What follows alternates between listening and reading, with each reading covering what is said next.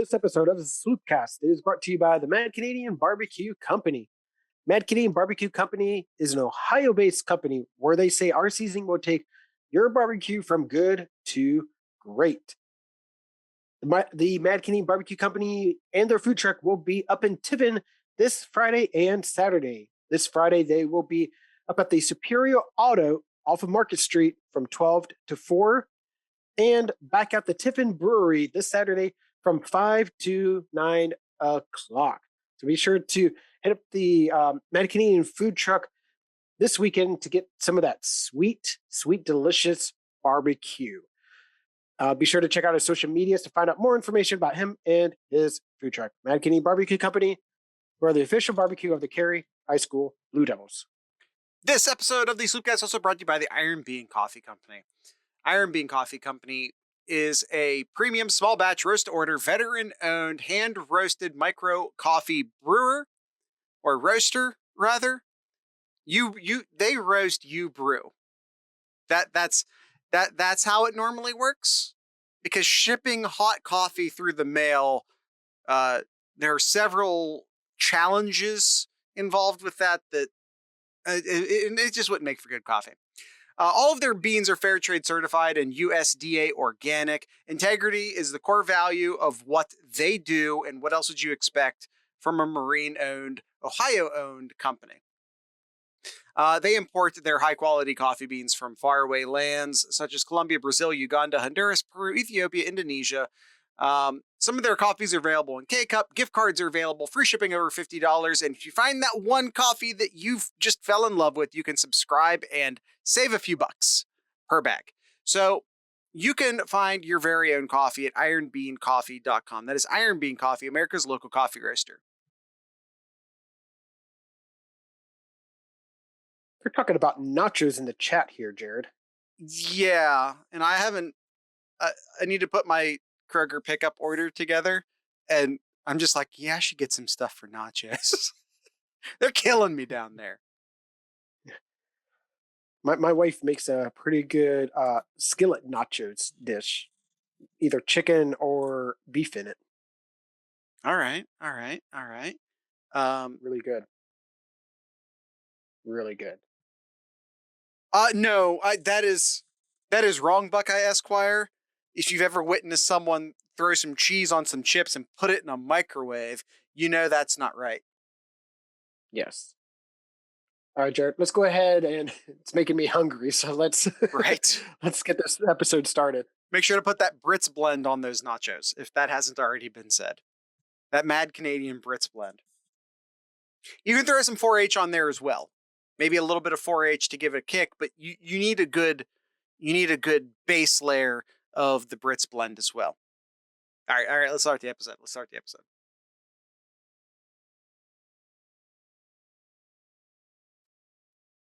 We've got barbecue back here.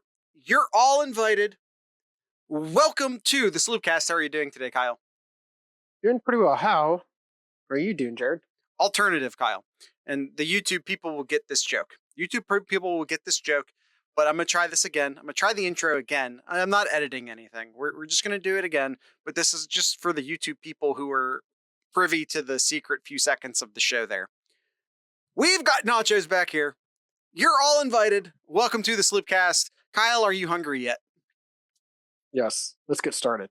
All right. This is our Friday episode. We can have a little bit more fun here because no one ever listens to it. These are our SlooPicks. We have picked 7 games from around the country that we will be picking against the line. We have, like I said, 7 games lined up for this week. We also have our special guest picker who is in the chat right now, Buckeye Esquire, down there for the YouTube folk. There we go. Right there. He's down there chatting away. He also gets to pick his games. Now, Kyle, the first game we picked was Ohio State versus Rutgers. And if you want to hear our predictions on that, you're going to have to go listen to the Thursday episode entitled Know Your Enemy: Rutgers. But as just a brief, we all 3 picked Ohio State to win and cover.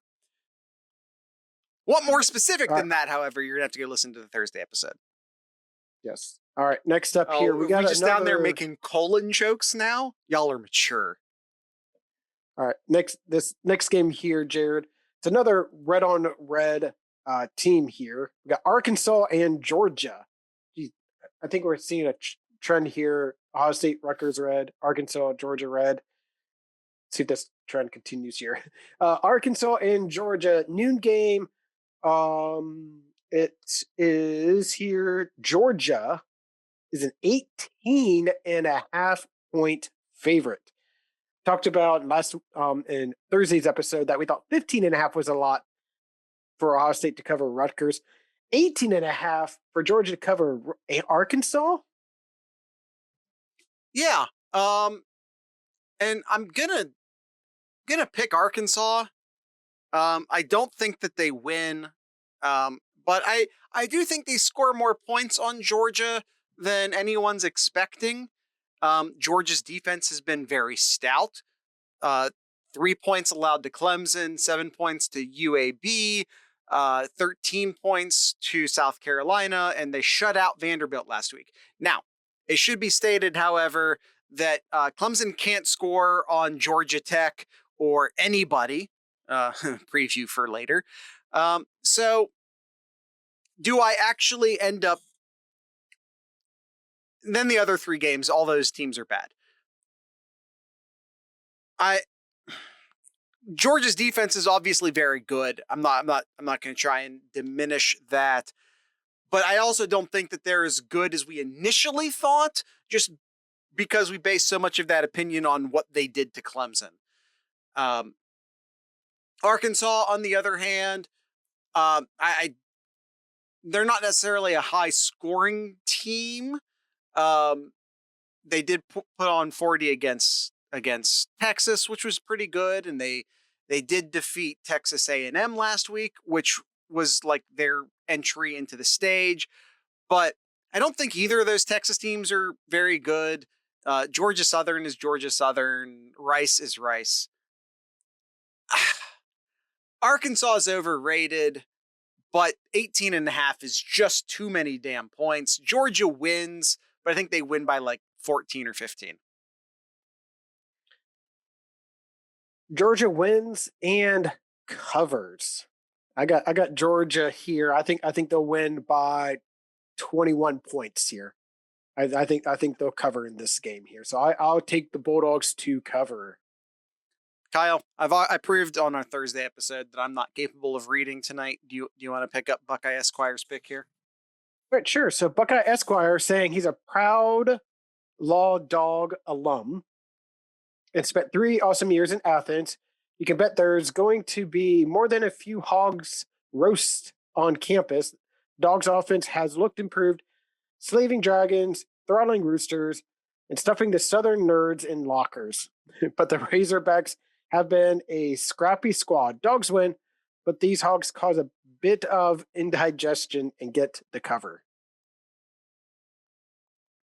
Next up, Kyle, we have Michigan going to Wisconsin. How dare you? I'm sorry, I have to be an adult sometimes and actually say the word Michigan. Sorry. Wisconsin is dogged by 1.5 points. We always say who's favored. I felt like throwing a quick monkey wrench in there. We have a skunk bear versus a skunk bear here. Kyle, what are your thoughts? The skunk bear covers. So, the real skunk bear covers here. I have that team up north covering here. I just don't have any confidence in this. Yeah, I don't have any confidence in this Wisconsin offense. It's just,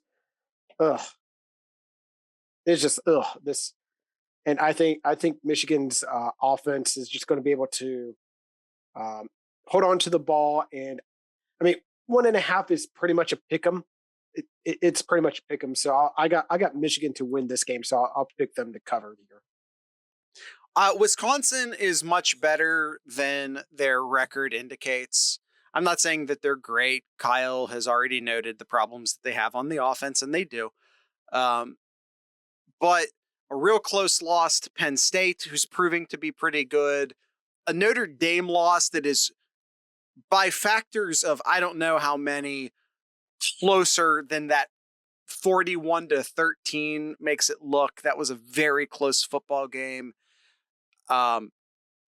Wisconsin is so much better than the 1-2 that they are. And as previously stated, Michigan's best win is a 7-point win over Rutgers.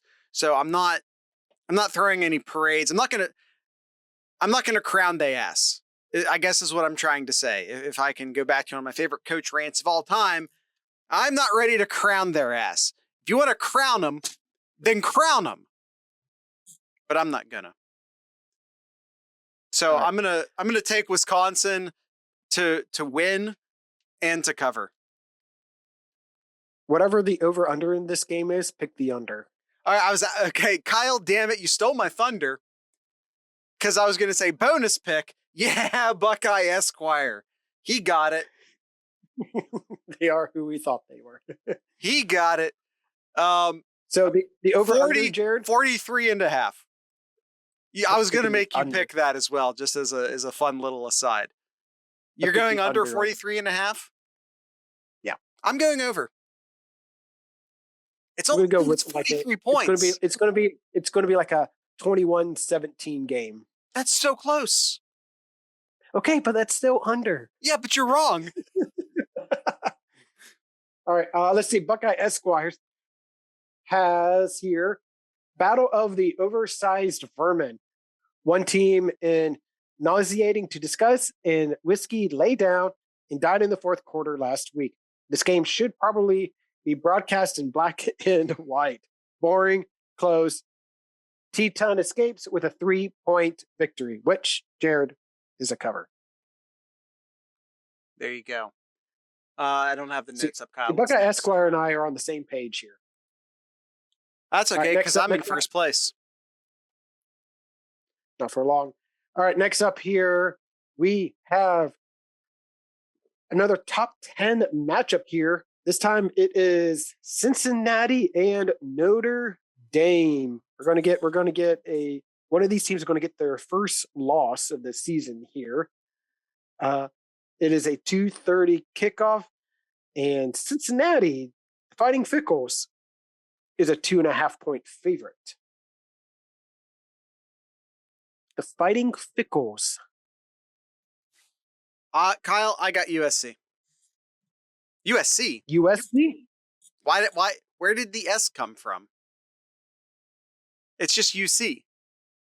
Yes. University of State Cincinnati. Southern Cincinnati. It was right there. But isn't Southern Cincinnati Kentucky? Anyway. Yeah, I'm going with the Bearcats here. I think they win. The 2.5 points isn't enough to scare me away from picking them. I think that's an easy enough cover. Kyle, if Cincinnati wins this, and if they're able to win it decidedly, and I'm not saying that they are, but if they are able to win this decidedly, does this put them into like legitimate playoff conversation, even as an American Conference team? I definitely think so. They still I think need help, but if you're a Buckeye fan, I'm not saying that we all love fickle but if you want the Buckeyes to get into the playoffs, I know it's still really early though, and we're seeing a big divide with the Georgia and Alabama, possibly seeing two SEC teams in, and then maybe if you get an Oklahoma in, Oregon, it'll be Oregon, not Oklahoma. Oregon in, then you got Cincinnati there as that fourth spot. Man, that's you're gonna might have some Buckeye fans that might be trying to want Notre Dame to win this game, possibly. Right, but then you have to have the conversation about Notre Dame getting that spot. Now, you could certainly make the argument that Notre Dame has more losable games on their schedule after this versus Cincinnati, but I don't know. If it all comes down to it, the committee has never put a group of 5 team into the playoff, but they have put Notre Dame into the playoff for whatever that's worth. Yep. But that's not not what we're talking about right now. I have Cincinnati to win and cover. You have Cincinnati to win and cover. What does Buckeye Esquire have to say? He says here, prodigal son Marcus Freeman returns to face his football father. Will Jack Cohn play for Notre Dame? Can the Irish defense hold up against an offense from this century? I don't have answers to these questions as of Tuesday morning, but these feel like a Jared picks the underdog type of game, and I have ground to make up. Give me the Bearcats and Luke Fickell, dead strength to cover. Swing and a miss, Buckeye Esquire. Swing and a miss. All right. Next up here, we have our sponsors. An ad. Oh. Right. 7 seasons, Kyle. 7 seasons. We're on the same. We're on the same go. Am I going first? You going first? Yeah, let's hear from our good friends up in Toledo area, okay. the Iron Coffee Company. Let's talk about some medium roast coffees. There's the Rage Against the Dying of the Light, a very fine medium roast coffee. However, 2 of my favorite coffees, not just of the Iron Bean Coffee Company family, but just period. Just like 2 of my favorite coffees, period, would be the Ride or Die, which is a medium roast, gentle, distinctive version of the classic American breakfast cup, superb when drip brewed and enjoyed black. Roasted and turned with cocoa nibs, a Brazilian yellow bourbon coffee bean, superb smoothness and flavor. You'll find caramel, hazelnut, sweet cream notes in this unflavored coffee. And then there's the cast iron, which is my tied for second favorite, or tied for first. It's my second, tied for first favorite medium roast coffee of all time. There, I got there. It gets its name. This is the cast iron. It gets its name because it was originally roasted in a cast iron skillet. It's extremely versatile and smooth, has a rich and clean flavor, fuller bodied with lower acidity. The main tone is going to be a deep, semi-sweet chocolate smoke, balanced with just a hint of floral. It's a Honduran sweet, balanced, clean coffee with a spice note, slight black pepper, and a little bit of a caramel, especially in the lighter roast. So it's a single origin breakfast coffee if you're looking for something like that. So those are my 2 favorite coffees. Like I said, there's also the Rage Against the Dying of the Light. There's also the Thor, and there's a medium roast Rocco. So if you're looking for a medium roast coffee, you have selections. But you can find all of these for yourself at ironbeancoffee.com. That is Iron Bean Coffee, America's local coffee roaster. The other one that's on there, peanut butter chocolate Buckeye, sounds pretty good too. Where the hell did these come from? Kyle, bonus ad read. Did he add new flavors? He did, yes. I didn't click on the flavors tab. Oh, okay. Super duper. Okay, additional flavored coffees. We're just gonna have to speed read these. Thank you, Nomad, for the heads up. Oh, he said the email just now came in. Okay, so I feel better about not seeing these. There's a salted caramel mocha, a vanilla hazelnut, a cinnamon roll, a butter pecan, a peanut butter chocolate, a banana Foster. What the absolute hell is happening over there? He's gone crazy and I love it. Yeah. You can find all this for yourselves at ironbeancoffee.com. That is Iron Bean Coffee, America's local coffee roaster. This episode is also brought to you by the Mad Canadian Barbecue Company. Mentioned at the beginning of the show where you can meet the Mad Canadian in his food truck to get some of that delicious barbecue. Let me read some of the reviews from live customers or people who have actually had some of his delicious food truck. We have one here over on his Facebook page. We have someone who says, ordered some pulled pork, coleslaw, and corn for a family lunch, and holy crap, Jared, was it awesome. The slaw wasn't runny or overly creamy, and the way it was seasoned was the best slaw I've had in a long time. Spoiler, it was some of his seasoning. The corn was fresh and had plenty of spices and fresh green onion on top. Finally, the pork was absolutely fantastic. Very mild, smoky flavor to it. Juicy, not dry at all, and very tender. Plan to have TMC cater the next event I have for sure.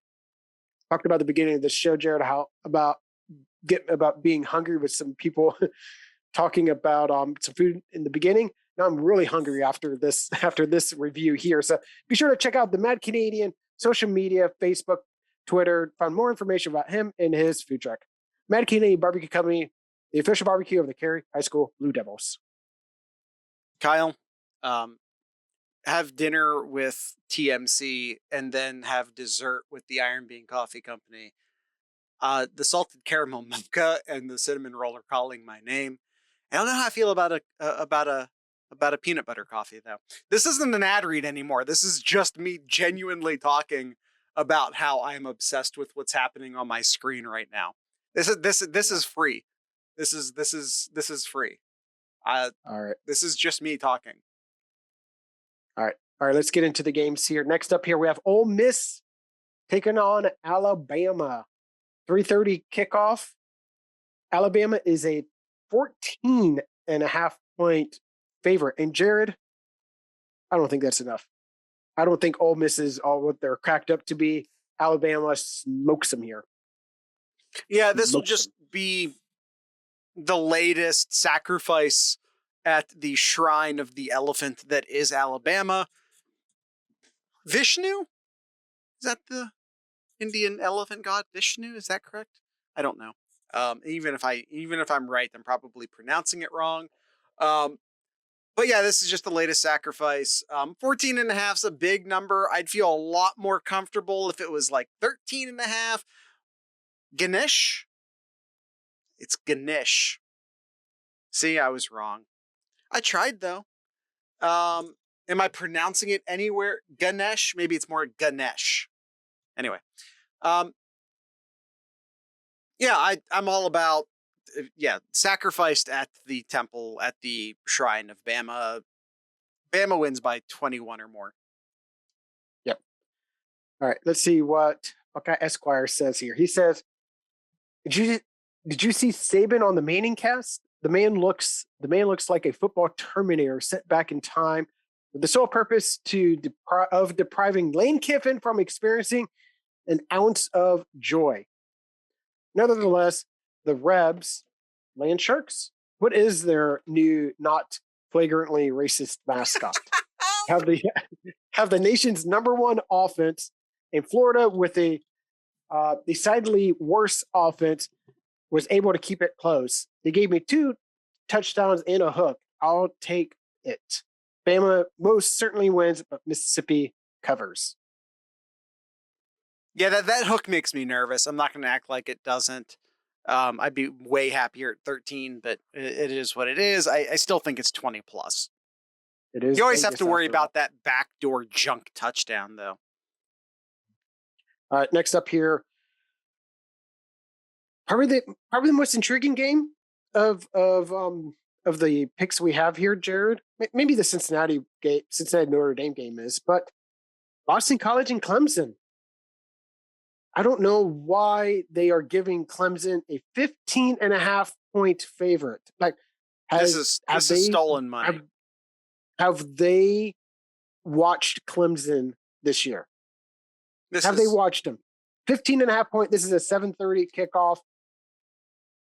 Boston College. I have zero faith in Clemson's offense here. They have so much issues on their offensive line. They are struggling to run the ball. DJ's looking bad throwing. It all starts from that offensive line. Give me Boston College. Kyle, against Georgia, 3 points. Then they played an FCS school. It doesn't count. I don't care. Yep. Against Georgia Tech, They scored 14 points against NC State. In regulation, they scored 14 points. They did pick up an additional touchdown in overtime. They finished with a score of 21. But still, in regulation, they only score 14. I thought they could pitch a shutout and not cover. Clemson could actually pitch a shutout here and still not cover. I don't think they pitch a shutout here. I'm not even sure if they lose or not, but I think Georgia Tech has a fighting chance to win this game, and they're a 15-point dog? This feels so easy that it has to be a trap. All I'm saying is this feels so easy that it almost has to be a trap. In regulation with FBS schools, 14's their in high. In regular time, Clemson's averaging under 13 points a game. Yeah. And they're a 15-point favorite. This feels like a trap. It's just, It feels too good to be true. It feels like a trap. Maybe most surprisingly, Kyle, as I logged into our CBS site, which is where we run the SlooPicks through, only 72% of the people have taken Boston College. That's puzzling to me. All right. Let's see here. Buckeye Esquire says here, this line is suspicious. I'm probably the sucker that Vegas builds hotels on top of, but I'm not confident Dabo and DJ could score 16 points, let alone win by that many. Plus, Hafley's pure charisma is worth at least 2 touchdowns. Give me the Eagles. He said everything we already said. We're just on the same wavelength right now. It has to be a trap. It has to be a trap. All right, last game here is our SloopCast social screening game. Indiana and Penn State, 7:30 kickoff. Is this the Herb Street? No, this isn't the Herb Street special, is it? Couldn't be. I'm drawing a blank here. I'm looking. It is. It is, Jared. Is this the ABC game? It's on ABC, yeah. Penn State is a 10.5-point favorite. Who do you have in this game, Jared? I got Penn State. I'm buying the hype at this point with Penn State, and I might be stupid to do so. I might be a fool to do so. But I think Penn State's pretty good. Indiana has not proven to be all that impressive thus far. They had a closer than the final score indicates game against Cincinnati. Then they also played Western Kentucky and Idaho. And what are you supposed to learn from those games? They did lost to Western Kentucky. What's that? They almost lost to Western. They did almost lose to Western Kentucky. Yes. You could almost forgive them for that because on bookends of that game, before and after that game, they have to face top 10 teams. So you almost kind of give them a break for just sort of that emotional letdown that Western Kentucky is between those two games. I'm not going to knock them too bad for that. But I don't know. Should I be buying the Penn State hype though? I'm going to try and talk myself out of my pick now. This is what I'm about to do. They win 6 points over Wisconsin. Wisconsin, as it turns out, is having a lot of offensive problems. They defeat Ball State the way they should defeat Ball State. They beat Villanova the way you should beat Villanova. They beat Auburn 28-20. And at the time, wow, they beat Auburn. Now Auburn almost lost to, was it Georgia Southern last week? I forget who it was, but it was a not very good team. They practically lost to last week as I pull up the schedule. Georgia State, excuse me, not Georgia Southern, Georgia State. I'm not 100% sure at this point, but I am just going to go ahead and buy the Penn State hype until they prove me otherwise. Also, Indiana's just not very good. So screw it, Penn State. Yeah. Yeah, I got Penn State to cover here. I think they win by 2 touchdowns, at least 2 touchdowns here. Penix is just being Penix, just not throwing the ball well. He already has 6 interceptions for the year, 4 touchdowns, 6 interceptions, 55% completion here. He's got to have a stellar game just to be in this game here. I feel like every time Penix is like overhyped. Like there's a lot of bragging about Penix. And then once Penix actually is revealed, it's a little bit disappointing. I don't know, a couple flaccid performances, and he really just can't rise to the occasion.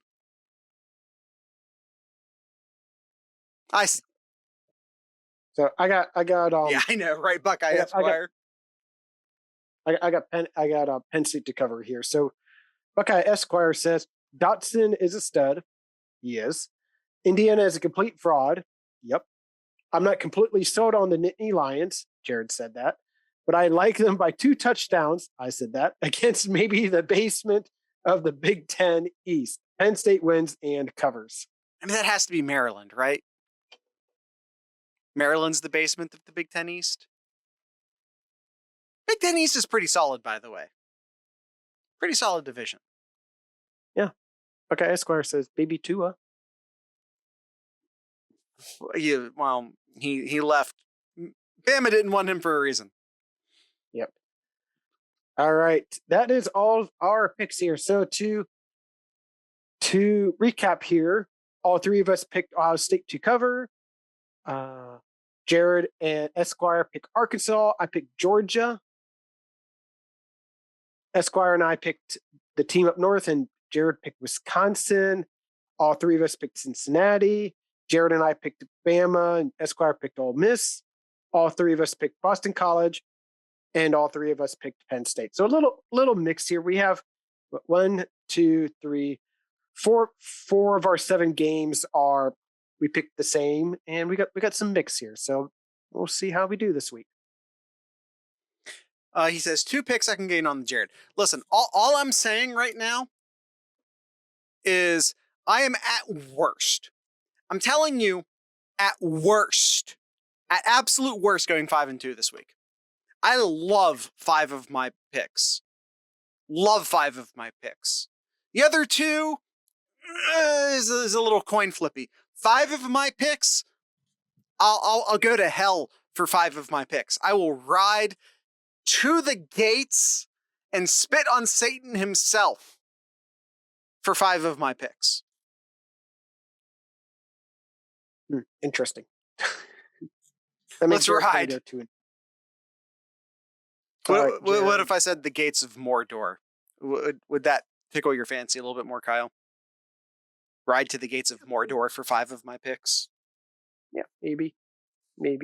All right, a few questions here I did not put into the notes, but I'm going to read them off of our Discord here. Buckeye Zach, is Lane Kiffin truly the best play caller in our lifetime?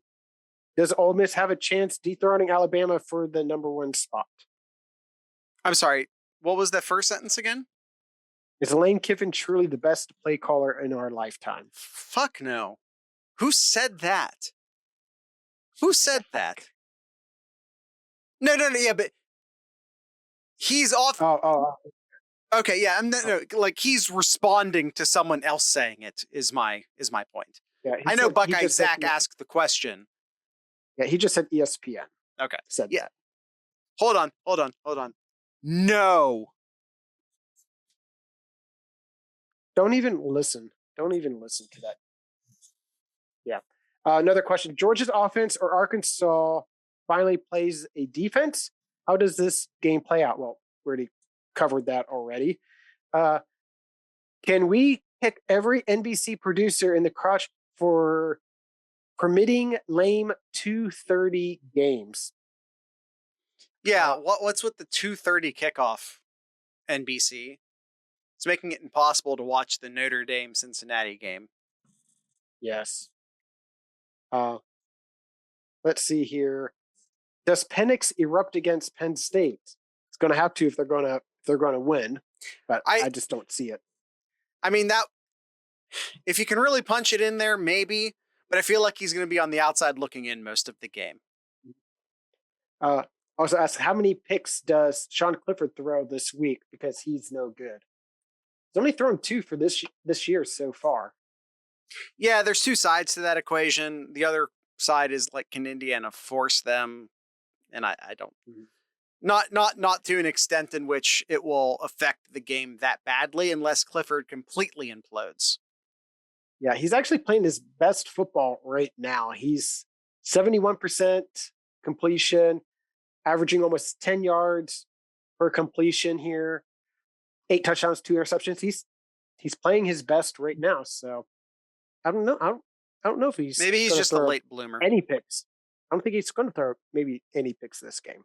Well, so either A, Clifford is a late bloomer and is actually a decent quarterback right now, or B, the people around him are pretty good, or C, they haven't really faced a good defense yet. One of those 3. Nomad asks, is not our rival at Iowa the Big Ten game of the year? No. Ohio State, Penn State will be. Buckeye Esquire asks, will Penix be a grower or a shower in the primetime matchup? So when the lights are on, can Penix perform? And I tell you, I think he probably does better when the lights are off. Maybe even preferably while underneath a blanket. It just sort of depends upon the level of confidence he has, and it just really comes down to confidence, I think. That and performance anxiety, which I guess is just like the antithesis of confidence. I'm just going to leave that alone here. No. So I think that's it's funnier if we don't acknowledge it and just keep going forward. All right. That's the end of this episode here, Jared. We got some good games. Not as good as last week's, but we got some pretty good games. We got two top 10 matchups here. So yeah, we got some pretty good games here. Yeah, I think it's a great lineup of games. When I was picking the 7 for the SlooPicks this week, I had to leave good games off, which after a couple weeks of desperately trying to find that 6th or 7th game, it was really nice to have options. Just which one of these good games do I want for the 7th game? Yeah, I'm looking forward to this week. It should be a great week of college football. All right, Kyle, is that the end of the show? That is the end of the show. All right, Kyle, I want to invite everyone to come join us on the Discord. I'm not even talking about the Patreon right now. Keep your money in your wallets. Come join us in the Discord. Have fun. We have an active chat during the games. We have a pretty active chat just during the week. We share news. We have a breaking news channel that makes sure that you are alerted when breaking news does happen. That's a good GIF. Join the Simpsons GIF. I enjoy it. Yeah, that's it. That's all the talking I feel like doing. Trying to keep this episode somewhat close to the target. Kyle, do you have anything in Kyle's corner? About some soccer news, Jared. Oh boy, soccer news. Oh boy, soccer news. I think this might be the first time I mentioned this, but I'm only mentioning this just because it's soccer related. But the Ohio State Buckeye soccer team won in double overtime today. They were down 1-0 and scored to tie it up with about 10 minutes left and won in double overtime against ranked Bowling Green. And the Crew, Jared, are playing currently, as we're speaking and recording this on Wednesday, are playing the Campeones Cup, where they're up now, Jared, 2-0. Nice. It's great that you're providing live score updates for a game that will have been over for nearly 48 hours after some people hear this. Yes. So, yeah, good. Seems like a good night in Columbus soccer. How much time's left? Up to how much time's left? We have about 15 minutes left. That's not enough to be comfortable with a 2-0. It's on the verge of it, but not quite. Yep. Especially when the Crew is only having 26% possession. Yeah. Good Lord. How are... We don't have time for this.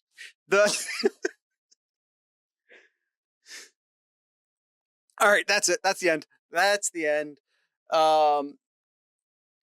Tonight's ending music will be brought to you by a band called the Dopamines. They're a punk band. I'm suddenly blanking if they're from Dayton or Cincinnati. I want to say Cincinnati, but if not Cincinnati, Dayton. They're a pretty straightforward punk band, and they're one of my favorites in the state. So you can stick around. For the audio listeners, you can stick around and listen to it. If you're on YouTube, you can click the link down below, which will be a YouTube link to the song down in the show notes. So that's how you guys can listen to it, because YouTube doesn't let us play music because it's YouTube. So with all of that being said, I'd like to encourage everyone to drink local beer, listen to local music, and of course, support your local podcasters. Once again, this is the Dopamines. Where's my mouse? Can't find my mouse. There it is. Bye, everyone.